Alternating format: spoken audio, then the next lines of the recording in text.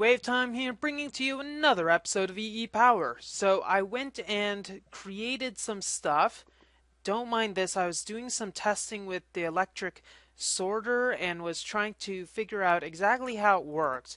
For some reason, when I was supplying it energy, the 32 EU Protect in, and fed it the things that it was supposed to sort with, it didn't exactly work. So what I'm thinking is that we'll go for a more animalistic method on sorting, pretty much similar to how we have it here. So once we devise our machines to sort with, we'll figure that all out. So let's go to home. I created 4 electric crafting tables, and we're going to plonk them down and see what the best method in actually creating stuff is. So what I'm thinking is that all of our I don't know. What am I thinking? Well, this ring, I would like for us to have it as our data center, and we can build up as we go along, so that's okay. But this is going to be the end data center, so we want the items to eventually make their way in here. However, they don't need to, or rather, it's not a good idea to have the stuff go into the system right away because there is no sort of data transfer whatsoever. So what I'm thinking it would be a good idea would be to have this as the end storage, not have stuff go into here right away. So what we need to do is sort out all the bad stuff for it to get filtered and etc. so that we'll be able to further help out. And now this is where the fun stuff occurs. I'm thinking what we'll have, since we need to work our way over there, we might want to have it start over there. That being said, these things do require some electric power. So unless we have a separate grid entirely, it would be bad form indeed to have this at a separate place. So perhaps we could remove one of these. Yeah, it'll be a bit of fluid loss, but I can survive. We are making enough fluid for later. So let's see. Electric crafting tables. We're going to want to have them go here, and I'll explain what these are supposed to do. So electric crafting tables, the easiest way to crud, this is going to be fun. Let's reset them. So electric crafting tables, let's go. So this is the electric crafting grid. You can put any sort of thing over here and it'll attempt to create it when you input the items. Now any sort of item that does not meet any part of this crafting recipe gets outputted. And I believe it is smart enough, I may need confirmation on this, but it's smart enough to say if it only has 2 locations for stone brick and the rest is some other recipe, it'll only store 2 stacks worth of stone brick, nothing more. So we can use this to great effect because there are different types of crafting that it can do. I'm not able to explain what every single one is, but I'll try. This, I believe, is the standard crafting, so if we put this, we should be able to eventually see that stone bricks will go out. Now there's no power, so we might not be able to see that, but let's put our diesel generator down and put 1 fuel cannon, or rather put all of them in, and have this start generating power. Now the good thing about this is that it will be idle until it is done. And the best part I find of this electric crafting grid is the fact that it can share power between other systems. And we see that we have the stone blocks here. So if we put them in, I'm not too sure. Do we put them in here, or are we even able to interact with it directly? I believe the answer to that is no. So unless it requires a constant drain, it might require a constant drain. If it's a constant drain, that might be a problem, though I'm content to waiting to see if it actually stabilizes. Okay, it has stabilized and consumed a total of 27 millibuckets of fuel, so it's remaining steady, not taking anything else. So the good thing about this is that, well, you input items to the left, green, and they output to the right. And as I said, anything that's not matching goes out the red. So we can chain these. If we put another one and actually put them like so, you can see that the energy is actually draining from the diesel generator. What's happening is that this crafting table is sending it off to this one in the line. And that is good, especially when we chain multiple together. We don't need to waste precious fiber chaining them together. So this works. Now what we need to do is have these set to something else entirely, and what we'll set it to is our dust piling mode. This will make it so that any sort of tiny dust that goes through this will get trapped in these slots and then combined when there's 4 tiny dust. And this can be combined to pretty much stack them all together and have them very easily create as many tiny dusts as possible. Now that means that we have a total of 36 possible tiny dusts. Yeah, let's not eat the redstone. 36 possible tiny dusts that we can create. So now we'll have an output, and all that we need to do with this output is then have it sorted to whatever systems are required. Now, this is where it kind of gets somewhat complicated in we have to merge our other existing system or recreate our existing system so that it will be able to handle everything. So there are a few things that we want to handle, and that's where I wished that the electric sorter would have come into play, because it does look very handy. I might do a bit more testing. In fact, I will do a bit more testing and research about the electric sorter, see if there's anything else that's required to know about it, because it doesn't seem very plug and play ready, and then I'll be back. Okay, I did a bit of research in what the actual thing of the sorter is, and it doesn't work how I thought it was. I thought it worked similar to a red power electric sorter, but that is not the case. What it does is instead takes items out a la filter and then transfers them to another face.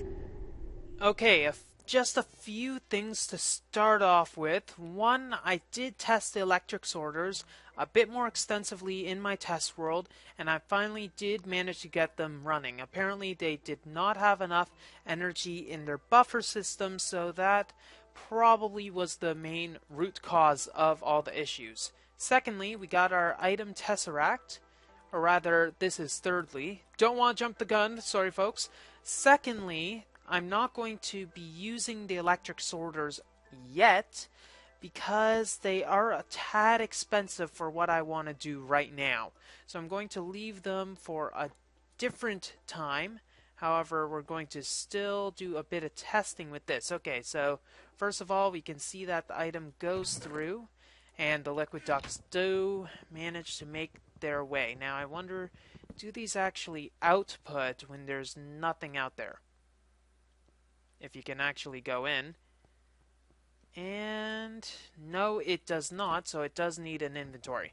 Third and final test, will it output to a sorting machine?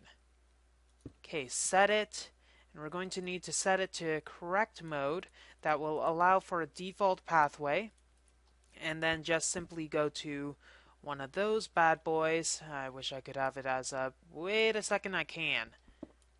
Another thing we can test at the same time, yes, they do seem to interact with pneumatic tubes, so we should be good there. What are we going to need? We are going to need 2 solar panels, or at least the 2 solar panels that we... And after experiencing another lovely good Mistcraft crash, we can add our nice solar panel array with our battery box and see if this actually works. So we're just going to set this as a simple, just throwing this in. Bam! Dagnabbit. Dagnabbit. Now what we could do instead, since that obviously doesn't work, is put a bit of a relay in it. No, not... Yeah, actually, an actual relay would be a good idea. So if we put a relay here, we'll be able to output it directly to a sorting machine. and then that'll be good. Now another thing that we could do, no, that kind of seems counterproductive. Now, if we had another floor, we'd be able to segregate this area a bit better. The other floor is going to take a lot of resources, and I don't actually think I have enough uh, of stone bricks for all of the floor, let alone the 3 layers that I would need for my workshop. This is going to have to do, so we are going to, well, we know that the sorting machine, it doesn't put directly into the sorting machine, so we do need the go-between in between. What we could do instead is get that, you know what? I am going to hack this just because I am a boss. If we put the chest instead here, it'll output into the chest directly and then take the items out of here and then should be better off. And of course we will need the default route, though I think if we put it this like this, it'll do a stack at a time. I'll have to check that at a later point, but no matter, it should work. So just bringing this here, and there, it actually worked. That is marvelous. So putting these solar panels in the correct location, we have a nice little area that will be able to put everything in. Now, does this actually go a stack at a time? It could. Let's check its stackability. Yes, it does. Okay, so I should have had it on this mode to begin with. That would have been a lot better for our sanity. So we got a simple dust piler, and it should be simple enough. So all we really need to do is add the item tesseract to here and set it to the correct frequency so that it'll only receive. So query output, good, set, and we just need to not have it like, just in case, let's just disable that and have it only receive. So this will receive items, should directly output it into these. Oh, that's another thing I should have checked, if it actually receives the items.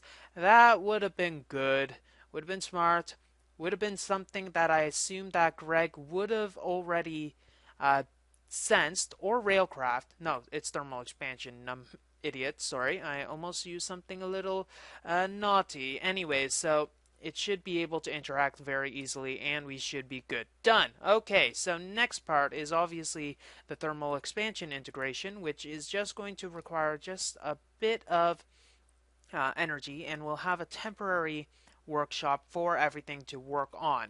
Now, it will need to be expanded to go to the second floor. I'm thinking we'll use either tesseracts or some other witchcraft and wizardry to get that going.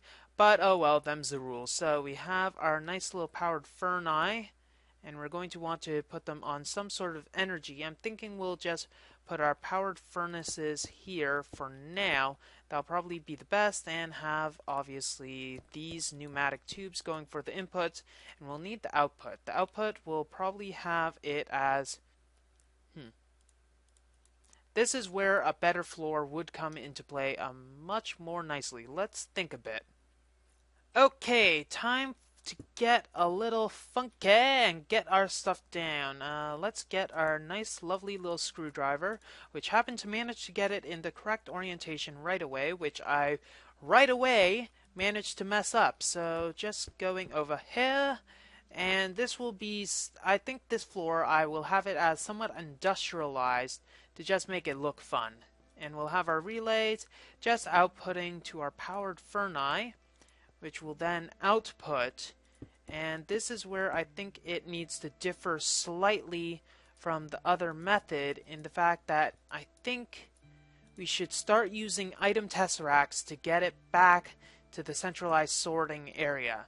So for instance, my industrial grinder, when I have that set up, I want to have it easily just send it back over here so it can tiny dust everything. With this in the way, obviously the best way would to have it go through another item tesseract.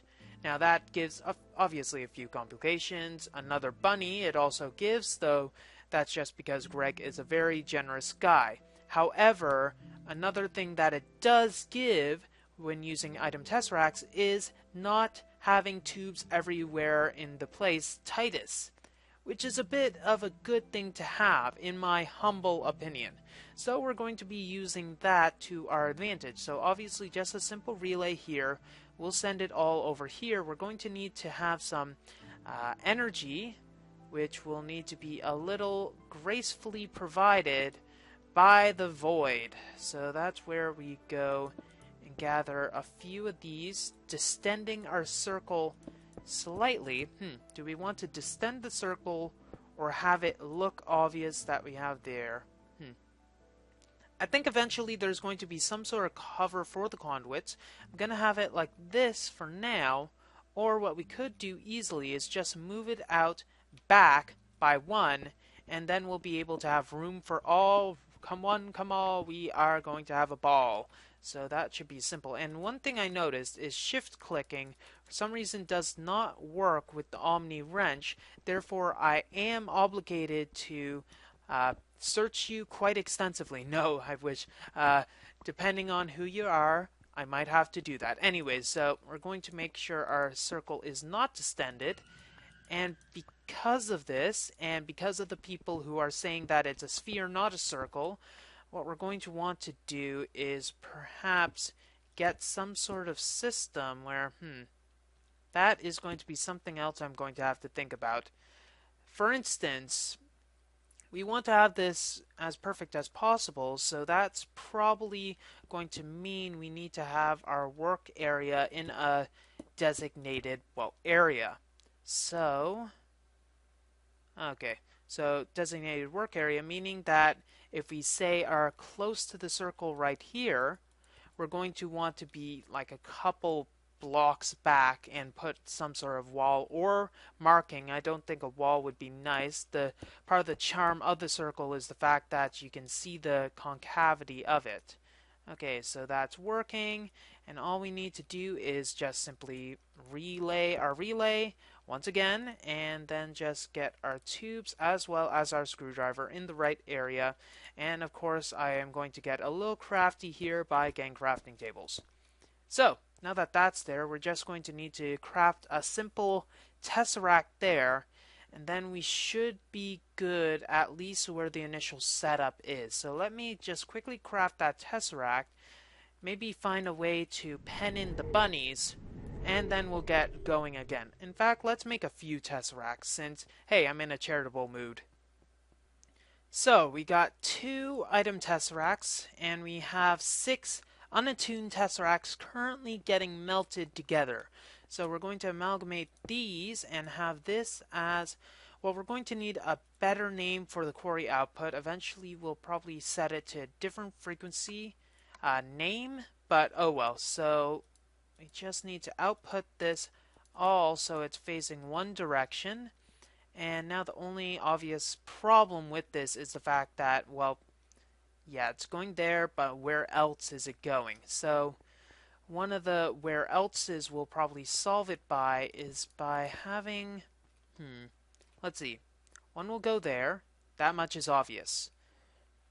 And what I'm thinking, I know it's a bad habit of mine, but eventually we can have, since we are doing a lot of energy item tesseracts anyways, is have an item tesseract go directly into the line. Now I don't think this thing can directly interface with the terminal here, but it can interface with the chest. So if we have one here and go, and let's say this is going to be frequency 10.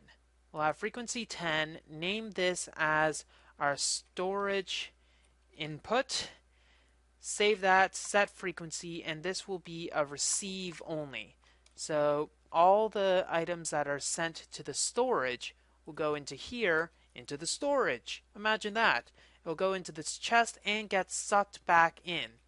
Now we do have another few things that we'll need, but let's also get our painting supplies because we're going to go to the wrong one again. As I was saying before I was rudely interrupted by my own linking book, stupid book, we'll put this here and have it as, we're going to need to set it as an active, and this will be our storage input. So set it, and it will be send only. So everything, so white, default path white will go there. So that's our default path. Orange will have all of our smeltable items. So we're going to need to compose a list, or rather regain the list that we had before of all smeltable items, and then that should probably be enough. And then we'll have one more path, which is going to need to go to our the thing that will refine everything, which will be the ore processing. So yellow will be an ore processing line, which we'll need to have on another floor, and it also depends on what items that are there. So we'll set this as grinder processing. So this will need to go to the grinder. I think we'll have it when we go send it to the industrial grinder. We'll have it then further set up so that it then uses the electric sorters or another sorting machine entirely and determines what needs to go where.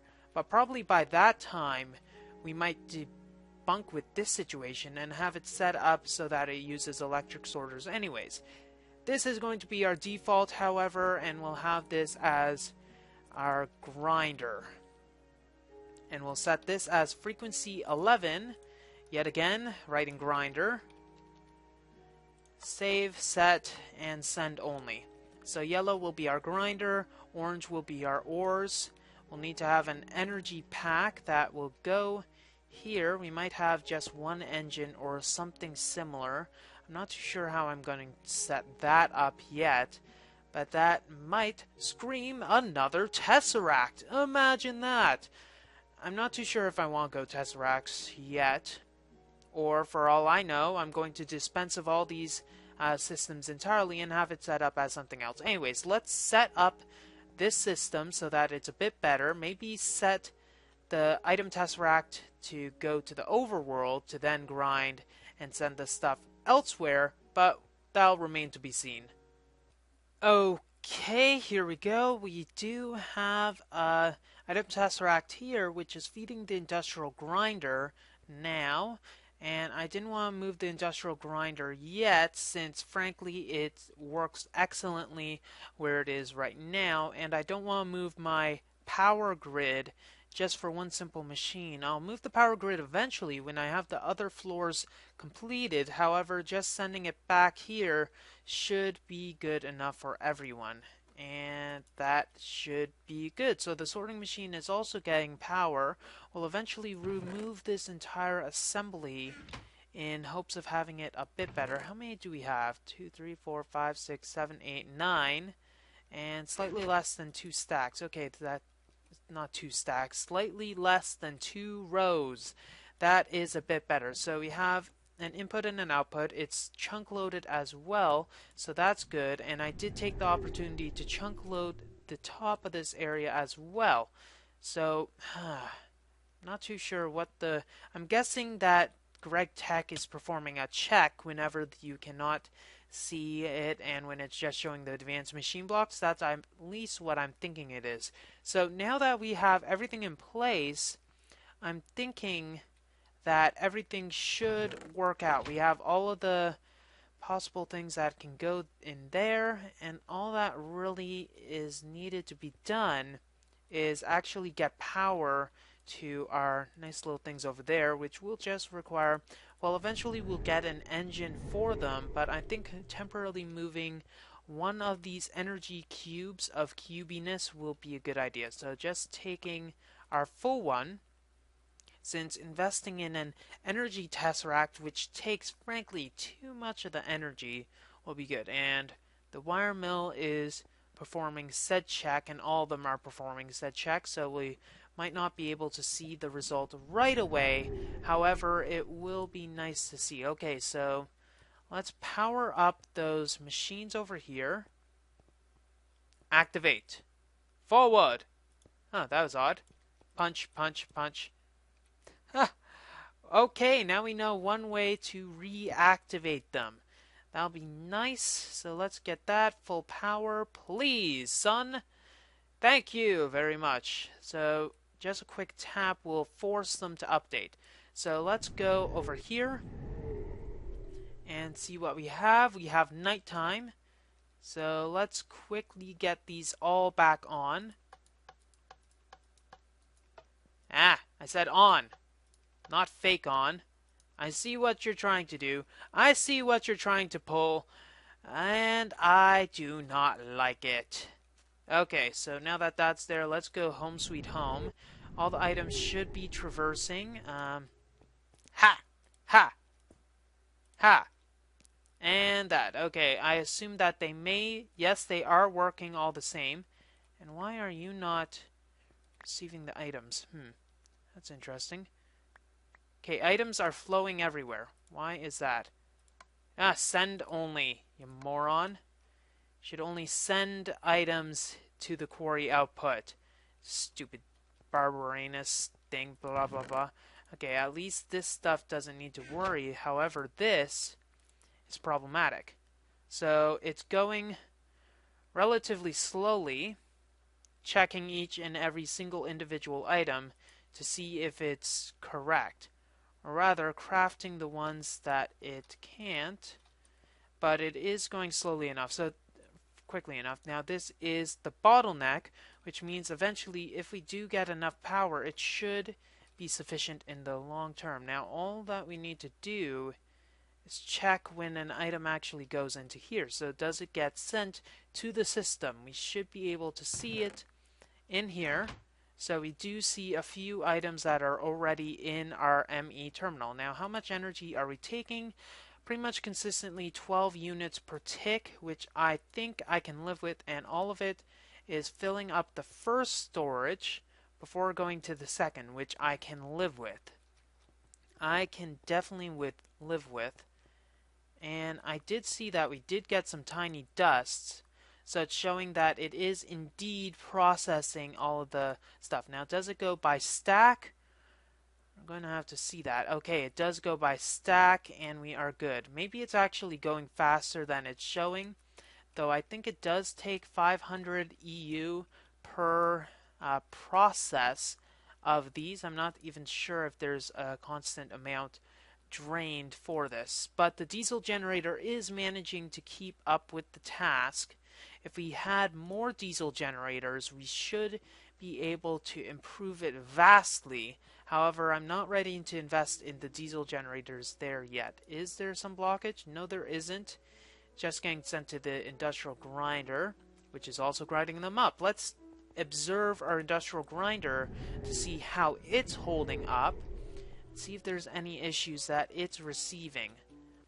Okay, no obvious issues that I can see, though that's not really saying much. However, one thing that we're going to need to do is go into here and, well, one of the things is obviously securing all of the stuff that we have here.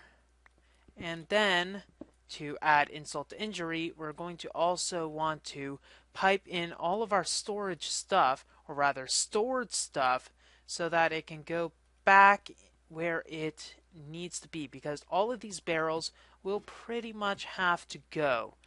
Let's take some of the important stuff that will probably be helpful. Let's go with some of those, and some of that, all of that.